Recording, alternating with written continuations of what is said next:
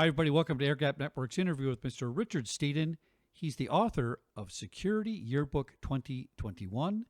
Today's topic, ransomware incident response in converged IT and OT devices. Mr. Richard, welcome to the show, my friend. Oh, it's a pleasure, Chuck. Thanks for having me. Now, Richard, Industry 4.0 is forcing IT and OT to integrate. Colonial Pipeline Darkseid ransomware attacks have really brought our attention to IT and OT convergence and device proliferation of remote access to OT in manufacturing, energy, and utility companies. That's a mouthful, but it's really, really important. I think people always kind of assumed that OT was safer, maybe not safe, right, but safer than IT, but now it's all kind of together. And with this recent Colonial attack, we have some really big issues going on here. Help our audience define IT and OT. Do they both have separate IP addresses? Is that a simple way to describe it? No, because your office systems, your corporate network, your data center, all runs on IP, TCP/IP networking, etc. In OT systems, you've got other protocols, and some of them indeed are sometimes transported over TCP/IP. That can be very problematic. For the most part, they're separate. There's SCADA protocols, they call them, and there's a slew of them. So every manufacturer of sensors and machines and actuators that might be on a plant floor or in a pipeline might have their own protocols that they follow, which is good. I definitely am a big proponent of not having the same thing everywhere, right? Because then an attack or a worm or virus meant for Windows devices impacts everything that's running Windows. So it's a good thing if you've got other platforms running different OSs and talking different protocols so that an attacker actually has to know what those protocols are. Richard, explain to us how ransomware penetrates and propagates through networks in IT and OT. I'm sure remote access on the top of RDP protocols not helping. Yeah, exactly. I like to say that TCP/IP is like water; it finds a way. Routing in particular is meant to always find a way to get to particular IP addresses.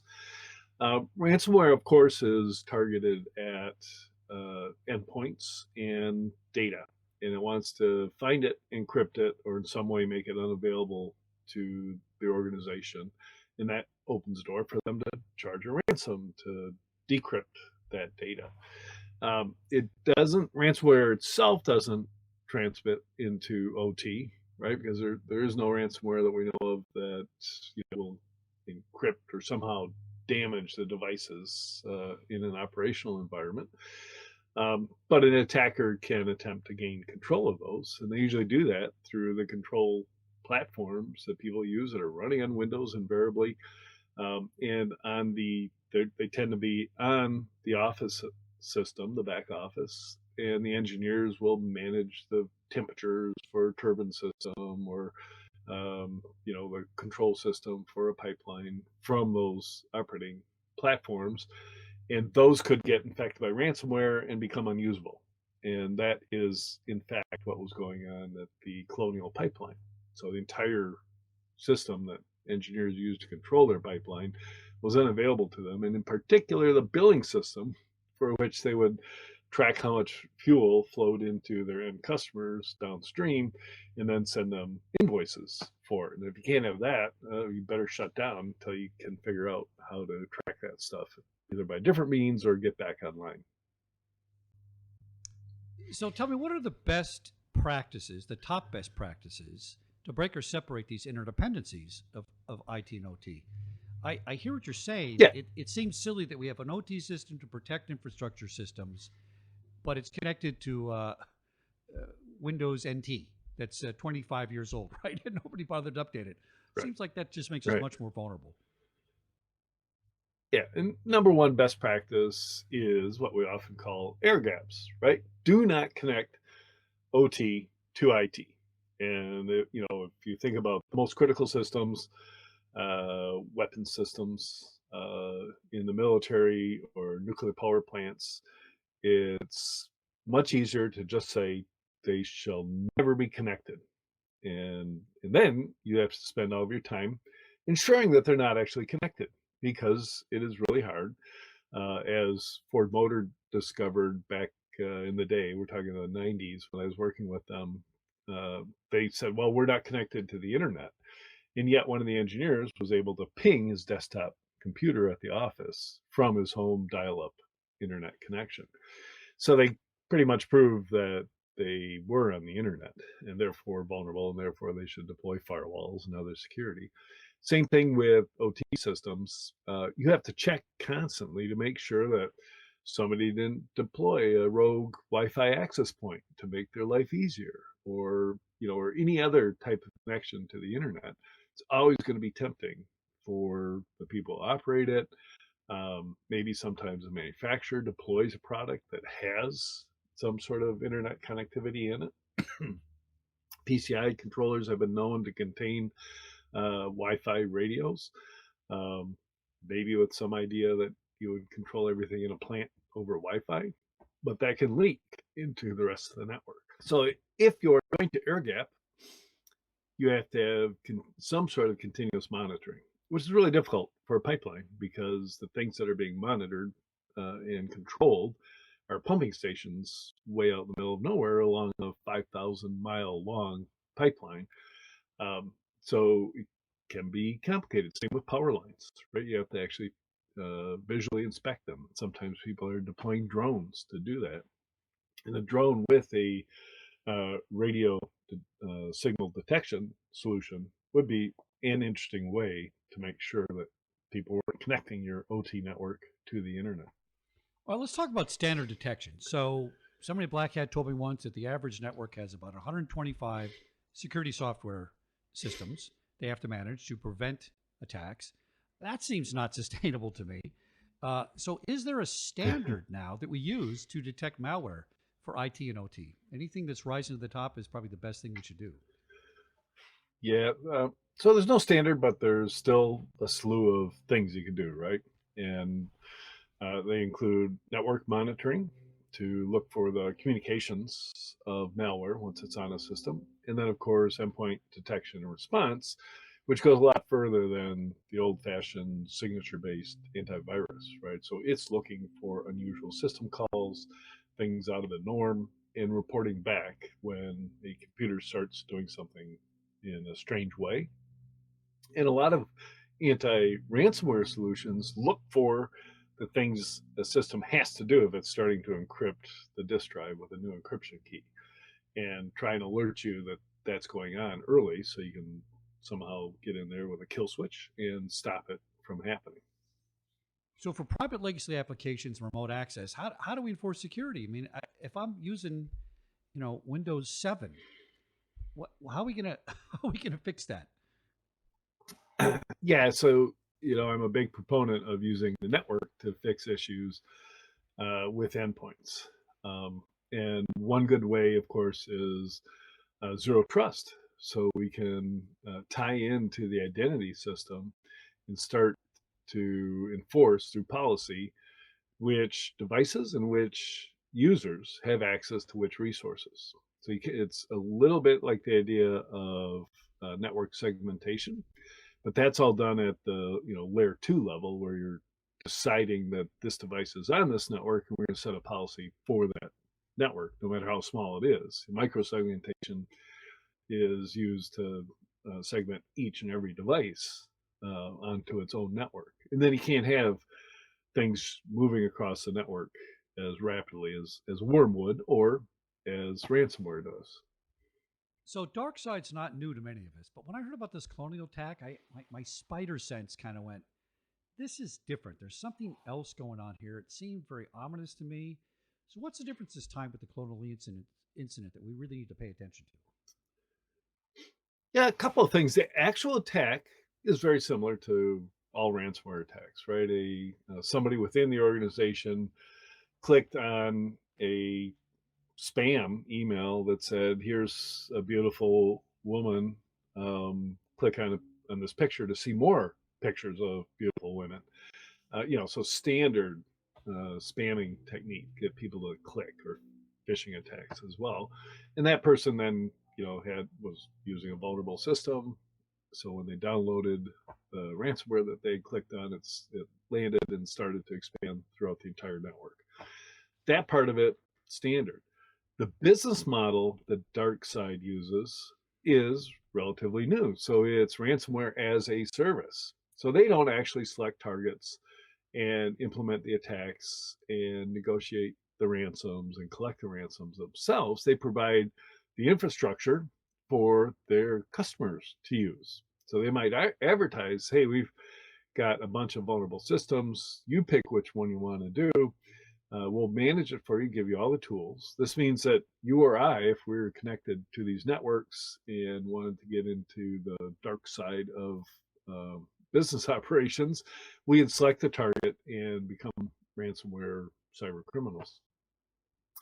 So there's kind of a third-party relationship going on there, but of course, Darkseid's tools are being used, their infrastructure is being used, so they accept the risk and liability of every single attack from their clients to their targets. And in this case, Darkseid has publicly stated they're not going to attack healthcare systems and some types in governments. They're just going to go after people with money that don't do any other harm, other than they're going to lose a lot of productivity and a lot of money when they get attacked. And they too didn't recognize that a pipeline system, if it shut down, thanks to an office system attack, could be so devastating. So I try to backtrack, and they've had quite the repercussions over the last 24 hours. It looks like they're actually being shut down, be it government influence or another attackers that are looking to get a hold of their repositories of bitcoins, and their servers are being taken offline, and they're declaring that they're going to be out of business, which is their MO. This group is associated with previous groups that start up, get a lot of money, and then they shut down and move on and start over, which is great operational security practices, right? Is wipe all of your old IOCs, modify all of your software, change your IP addresses where you launch things from, and start up again. And your clients will find you because they'll be looking around for you, or you can reach out to them because you know who they are. So how do we consolidate the directives from the administration, the agencies like CISA, FBI? There's a lot of moving parts here. I'm glad to see the government's kind of stepping up on this one and taking maybe a more proactive step to shut these guys down. But like you said, they're going to be back, right? Do we call this all zero trust isolation or segmentation? Well, 2 points, right? On the policy side, what the government has to do, of course, is continue to push on the international relations front, right? Because we wouldn't have any of this problem if countries like Russia and China, and to some extent Brazil, if they didn't harbor cyber criminals, right? And they're probably in North Korea for sure, because the government is actually partly funded by ransomware attacks. But in countries like Russia and China that have refused to sign the 2004 Cybercrime Convention, which basically allowed for law enforcement in each country to work with law enforcement in the other countries, the other signatories, to track these guys down and shut them down. That just doesn't happen in Russia anymore. Now, on what's happening with the modern way of doing air gapping coincides with something called stealthing, right? Or zero trust, as it's being called. And zero trust is amazing because it reduces the visibility of an application to only authorized users. So it pretty much gets rid of 99.9% of the opportunity for hackers. They can't scan a network, find your application, and then attempt to connect to it or exploit a vulnerability that they know resides in it. So only authorized users get to see it. That doesn't end the security problem forever, because obviously authorized users are sometimes the problem, so-called insider attacks. But it's stepping into these 3 different layers of zero trust that we've had in the past. One was physical air gaps. No network connection from SIPRNet to NIPRNet inside the US military, for instance. So in order to move data from one to the other, you have to put it on a thumb drive.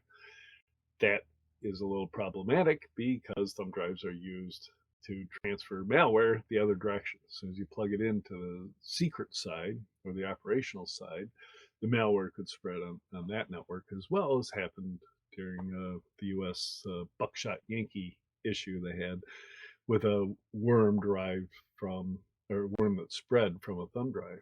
And of course, that's exactly how the NSA infiltrated and infected the nuclear centrifuges in Natanz in Iran back in 2008. They supposedly used the thumb drive to jump that air gap, or they infected an engineer and they carried a thumb drive into the bunker with them and installed it. That gave them a worm that could take out the drive. So that's the best example of an attack against OT systems that was successful, even though they're physically air gap. So the next level is kind of a data air gap. So now you've got a proxy server sitting in front of the operational technology network, and it's receiving data. That's all it does. And it passes only data to the outside. There's several vendors that have these so-called air gap firewalls.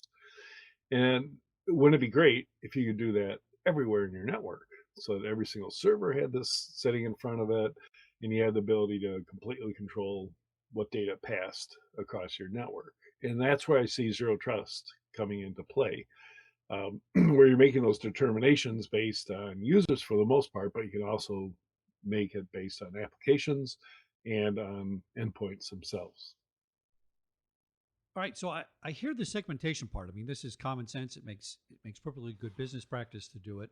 Here's what I'm concerned about: people, behavior. It all comes down to behavior, right? So should we focus on business applications and processes as well to help really kind of tighten this up?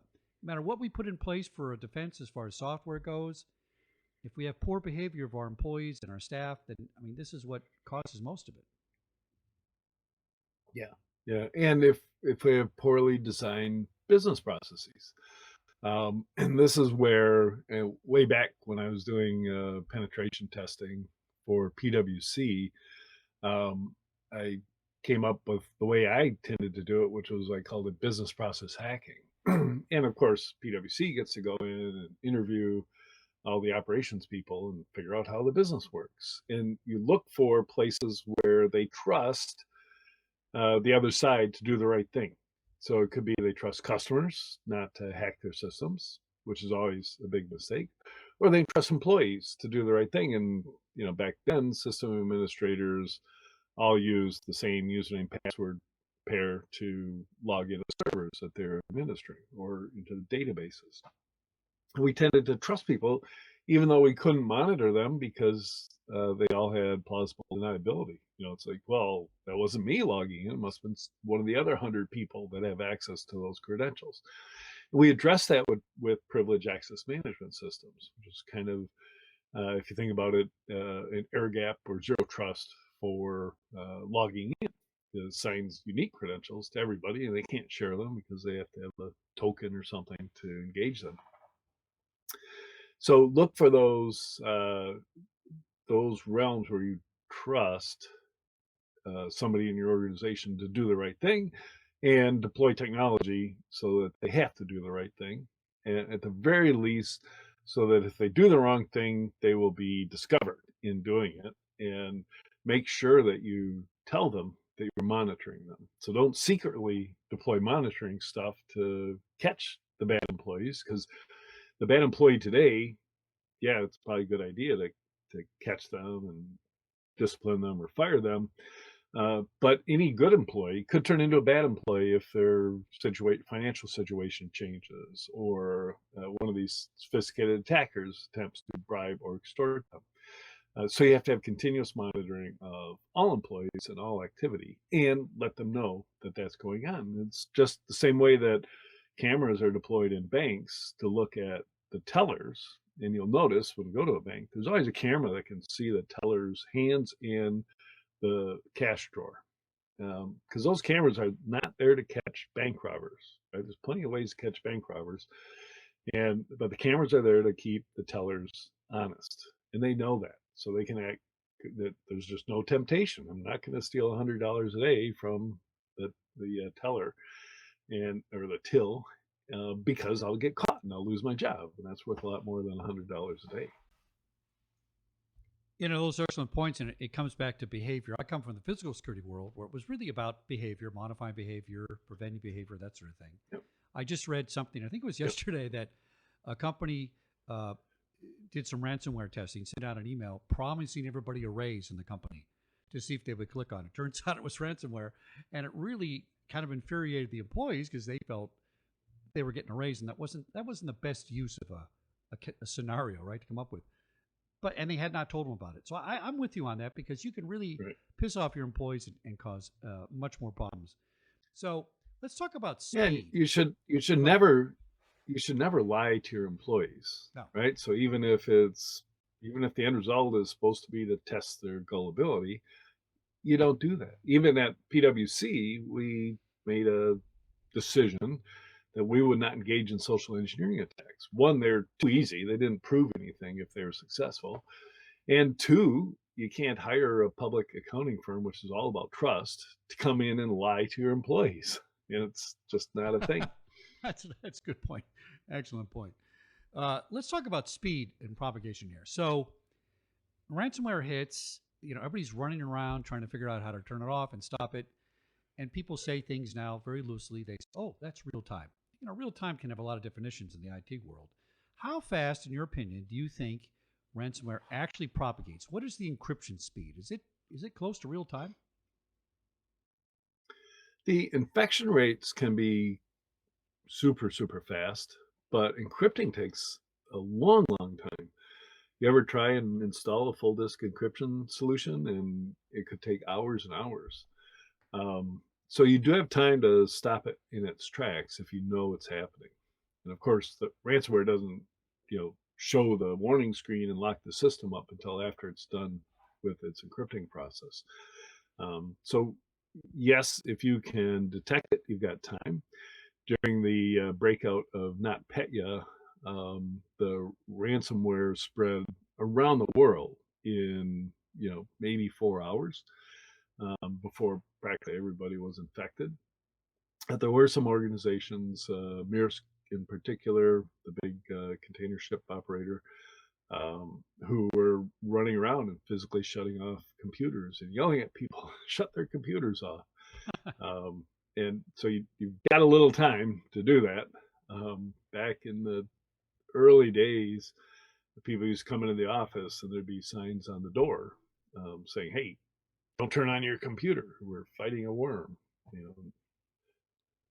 So that brings us to the best point of the show, your view on a ransomware kill switch, how this is really going to help us automate processes, shut things down in a systematic way, and really help this scourge, because this is not going away, Richard.